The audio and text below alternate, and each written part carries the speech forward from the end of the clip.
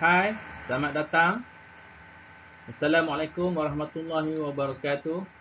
Pelajar tahun 6. Hari ini kita akan belajar reka bentuk dan teknologi. Diharapkan semua pelajar telah pun bersedia. Kita masih lagi berada di unit 1 iaitu penghasilan projek. Standard kandungan 4.3. Standard pembelajaran ialah 4.32 iaitu menyatakan nama dan fungsi alatan tangan seperti gergaji tangan, gergaji lengkung, gergaji kerawang, pahat, pisau pemotong, pistol pengokot dan pistol perekat panas. Manakala standard pembelajaran yang seterusnya ialah 4.3 menyatakan bahan pengikat dan pencantum seperti dawai kokot dan rod perekat panas. Di akhir pembelajaran hari ini, diharapkan murid akan dapat menyatakan sekurang-kurangnya 2 nama alatan tangan dan 1 fungsinya, dan seterusnya menyatakan 1 bahan pengikat atau pencantum pada projek yang dihasilkan. Seperti biasa, cikgu mengharapkan kamu berada di hadapan laptop dan ataupun handphone masing-masing bersama dengan buku teks dan juga buku tulis kerana kita akan menggunakan kedua-duanya sebentar lagi. Kamu perlu memberi perhatian tentang 2 perkara utama dalam tajuk hari ini iaitu alatan tangan dan juga bahan pengikat dan pencantum.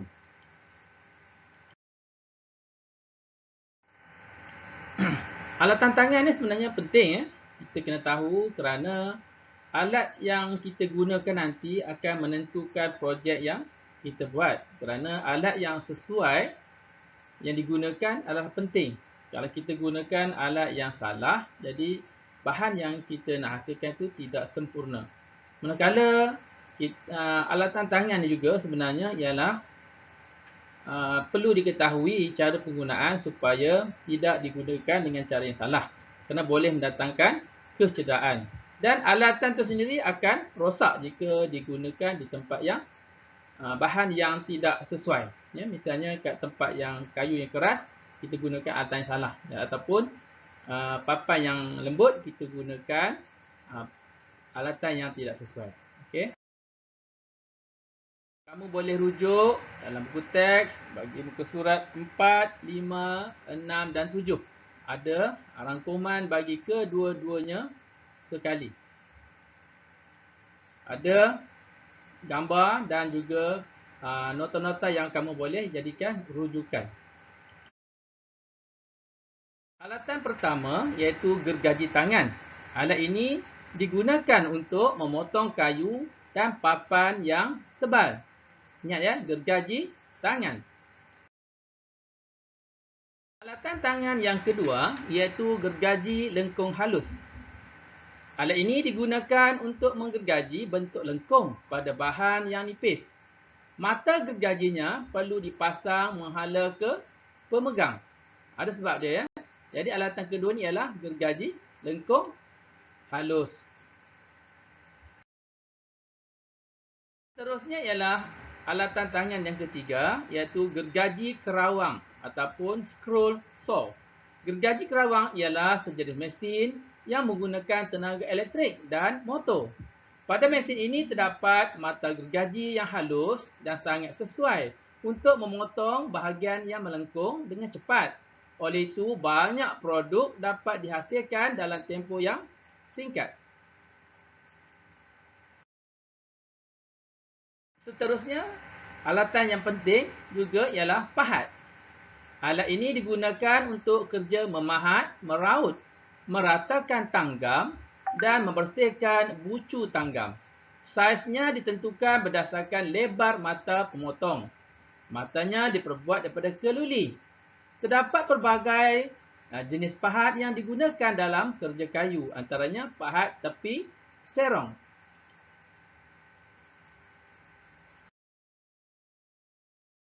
Alatan tangan seterusnya yang penting ialah pisau pemotong perspex. Pisau ini digunakan untuk memotong kepingan perspex secara lurus.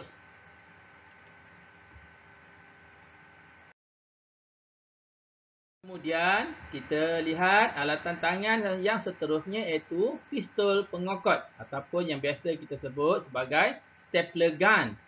Alat ini digunakan bersama-sama dengan dawai kokot untuk mencantum dua jenis bahan yang nipis dan lembut seperti papan lapis.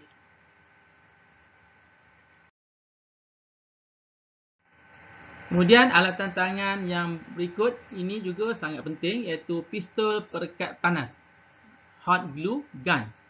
Pistol perekat panas ini digunakan bersama-sama dengan rod perekat panas iaitu hot melt glue tu. Kemudian di dalam pistol perekat panas ni terdapat elemen pemanas yang berfungsi untuk mencairkan rod perekat panas.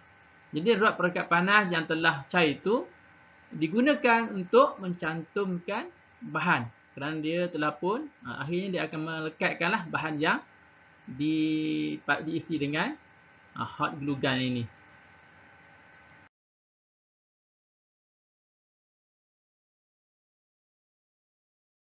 Seterusnya, bahan untuk mengikat dan mencantum. Jika kita membina projek, tentulah kita memerlukan bahan-bahan yang yang penting untuk membentuk alatan projek kita, iaitu kita panggil bahan pengikat dan pencantum. Yang pertama, kita kena tahu bahan pengikat dan pencantum ini digunakan untuk mencantum bahan supaya boleh menghasilkan bahan projek seperti yang kita kehendaki. Kemudian yang kedua, kenapa pentingnya bahan pengikat dan pencantum ni? Ia digunakan bersama dengan alatan tangan. Bahan pengikat dan pencantum yang pertama yang kamu kena tahu ialah dawai kokot. Dawai kokot ni juga kadang-kadang pelajar sebut ubat stapler dalam sebutan biasa. Okey, dawai kokot digunakan bersama-sama dengan pistol pengokot. Di dalam pistol pengokot terdapat bahagian yang menempatkan dawai kokot. Dawai kokot perlu diisikan semula apabila ia habis digunakan. Seterusnya, bahan pengikat dan pencantum yang penting ialah rod perekat panas ataupun hot melt glue. Rod perekat panas digunakan bersama-sama dengan pistol perekat panas. Bahan ini boleh didapati dalam bentuk rod bulat pelbagai saiz. Jadi pistol perekat panas ini akan mencairkan rod perekat menjadi glue. Glue cair ini digunakan untuk merekat bahan sama ada yang sama jenis ataupun berlainan jenis. Jadi dia akan kuatlah bahan yang kita hasilkan nanti dia akan kukuh. Jadi cikgu mengharapkan kamu telah pun faham dan tahu jenis-jenis alatan tangan yang digunakan dan juga bahan-bahan pengikat dan pencantum. Jadi cikgu sertakan di sini ialah senarai yang kamu kena buat dalam buku tulis. Okey. Jadi tolong senaraikan 5 alatan tangan yang digunakan dalam penghasilan projek dan juga senaraikan 2 bahan pengikat dan pencantum. Kamu boleh buat dalam buku tulis. Okey, dah siap buat tugasan tadi? Bagaimana nak hantar? Okey.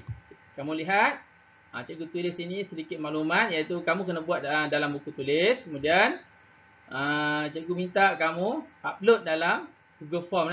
Google Form. Jika ada masalah untuk upload dalam Google Form, boleh hantar juga melalui link Telegram yang kita buat minggu lepas. Kemudian ada satu lagi yang cikgu sertakan iaitu quiz. Pautannya ialah di sini wordwall.net. Kemudian kalau kamu tidak ingat dia punya link ni, nanti cikgu bagi dalam Google Form pun ada juga cikgu sertakan ataupun dalam WhatsApp. Dalam WhatsApp yang cikgu hantar tu ada Jadi cikgu mengharapkan semua pelajar dah faham dan dapat melaksanakan semua tugasan yang cikgu berikan, dan kita berjumpa lagi selepas ini dengan tajuk-tajuk lain akan datang. Sekian, terima kasih. Assalamualaikum warahmatullahi wabarakatuh.